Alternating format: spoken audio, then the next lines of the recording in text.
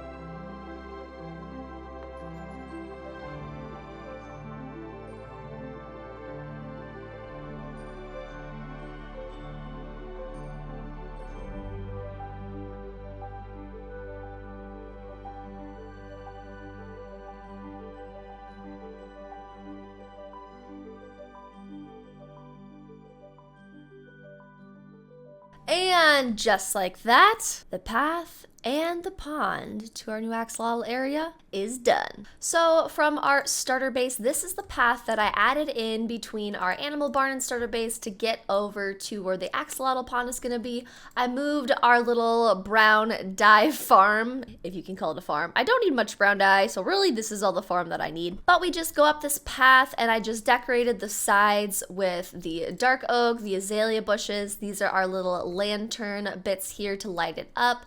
This is too high so that no mobs can actually get over this. So this path is completely safe. And I also added a few extra mushrooms on, I just forgot to, yep.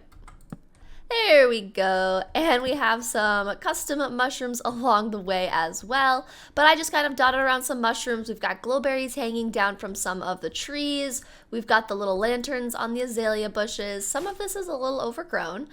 But we just walk up the path, and it's super safe. Slabs to kind of make the stair stepping easier. We could put a little something there because there's extra space. But then we round over to this corner here, and we have our axolotl pond where future axolotls will be. There's no one in here yet, but we've got our little crafting table here. We've got a little beachfront area with some towels laid out for people to sunbathe. We've got a little picnic basket. I saw this idea on Pinterest and thought it was cute. We've made some umbrellas to just, keep us safe from the sun. And then we just put some lily pads around it. If you can tell, we also created some flower patches. We've got a sunflower one. We've got a little, what are these called again? Like blooms. A little allium bloom patch on this side, and same over there. We've put sugarcane and bamboo along the edges. We also have a blue flower section with some sugarcane and bamboo as well. And if I go into free cam, we've got some end rods that will help light up the night. We've got some custom mushrooms around the edges. And then over here, we've got picnic blankets. I added some polka dotted ones, and I think they're super cute with the mushroom blocks.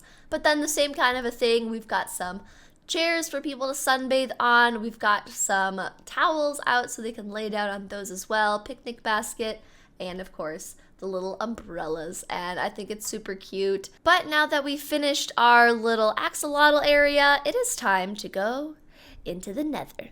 Alright, I grabbed some random supplies that I think will be great to decorate. I want to have kind of a library type of a feel in one of the rooms, but we just grabbed some supplies to decorate.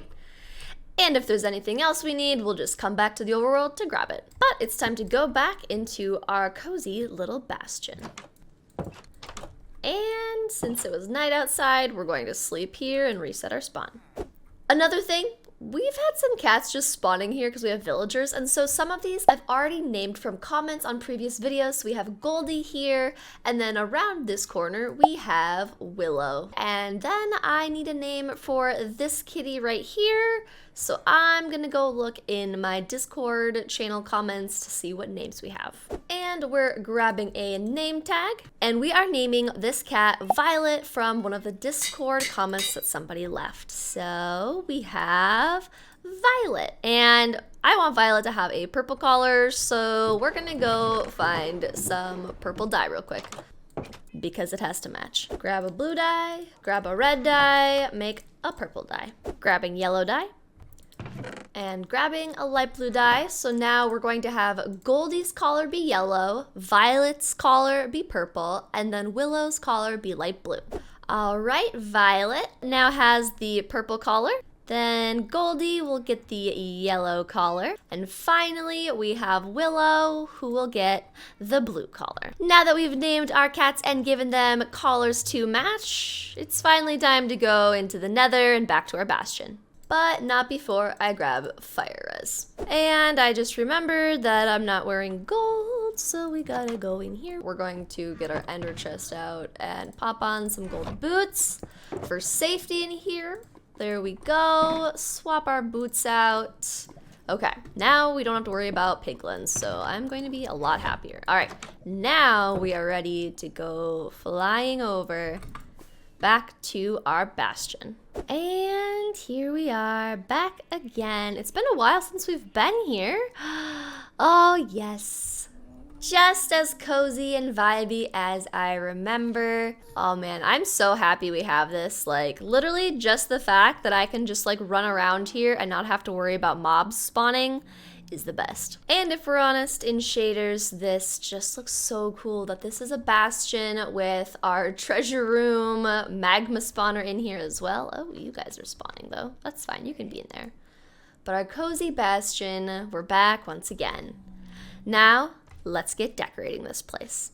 Now this first area is where we have our sheep on both sides, so I'm kind of thinking that we should use some more natural blocks, kind of make a lush, kind of feeding area set up on either side. So I think that's what we're gonna work on over here.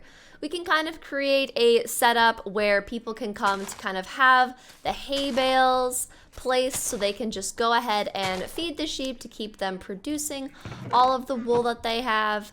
And I think, yeah, I like the idea of having this be like the level for the sheep as the focus, as like an animal layer. So let's start decorating this.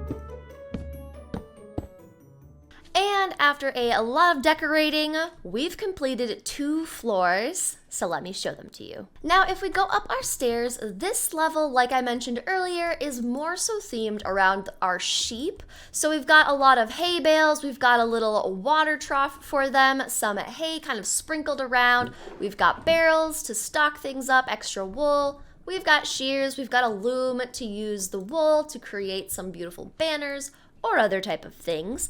And then we've just got a little place for them to do some reading, you know, learn about the sheep, learn how to shear them, learn how to be piglin shepherds. And then over here, kind of a similar vibe, hay bales, looms, chests, barrels, sprinkled hay all around. And then we can climb up our vine to the second level, which is a lot more themed around, there's more cooking, library, and seating for our little piglin friends in their bastion. So as you can see here, we've got a little reading nook on the other side here. Right over here, there's cafe seating, and there is the kitchen over on this side. So we've got some pork getting cooked up, some raw mutton getting cooked up on our little kitchen area. We are using some nether themed little flower beds over here as well. Then the staircases, we're going to start using dark oak because that's kind of what we've themed other pieces of this bastion with. And then over here is where we just get into more of the library section. So along this whole entire edge, there's seating to sit down, read a good book. We've got chests to store random things, which is from me. But then we've just got books lying around, ready to be read. We've got some potted plants as decor. We've got more seating over here. We can go down or up over here to go to different levels. We've got bookshelves also with random things in them. And we can just store extra books for learning, some more flower beds of different varieties, overworld and nether. I figured they can study overworld plant life compared to another plant life here. Then just some more books, barrels, and chests over here, and we have made it all the way around to our cafe seating again. So I decided to come up to the top of our bastion, and I noticed something from afar. If we look over at this bastion, there's at least 2 chests. One's a double for us to look at. So you know what we're gonna go do? Explore a bastion. We're flying our way over. Now we just need to be careful to make sure we don't see any of the brutes. That's the one thing I need to be careful of. Okay. And if I just find any staircases, block off staircases, no one can get in here. No one can get up. I feel like this isn't even guarded. Like, you guys need to do a better job. Like, do better. This is completely unguarded. Wow. I've never had free reign of just chests this way. Can I make this a little bit taller just in case they can get up?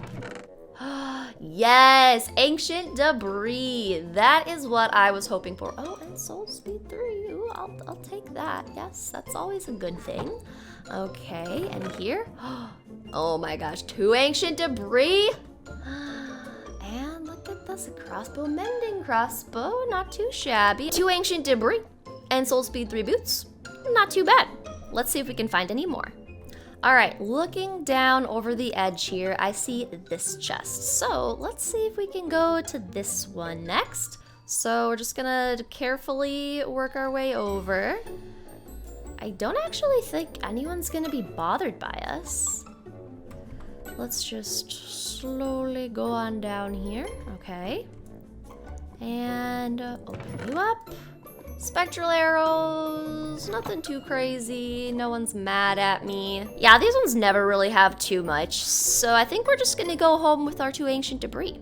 So we're flying up and out of here, and whoa, whoa, hang on a second.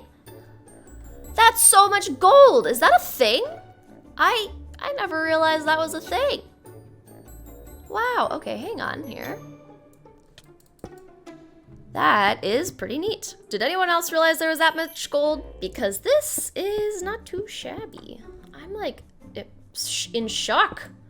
I never expected there to be so much gold in here. This is kind of wild.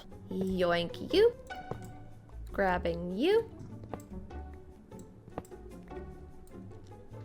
Killing you. Grabbing you. Grabbing you. Whoa, this is wild. I didn't realize there was gold just around here like this. Nab you, grab you, and grab you. And grab you. Okay, I think we got all of it, honestly. Let's go take a flyby and see if we got it all. Oh, there's one more piece, but that's wild. It's just in the wall. I had no clue this was a thing. Okay. Amazing. All right, we got all the gold from this side of the treasure bastion. Who would have thunk that this was even here? But, you know, 12 blocks of gold and 2 ancient debris is not too shabby. So now we're just gonna go back in here where it's safe again. And just like that, 12 blocks of gold and 2 ancient debris later. Pretty good for a quick little adventure, wouldn't you say? But now that we've worked on the axolotl pond and we've decorated 2 levels of our bastion interior, that's all the time I have for today. So if you'll excuse me, I'm gonna sit in our new cafe and just chill after a good day's work.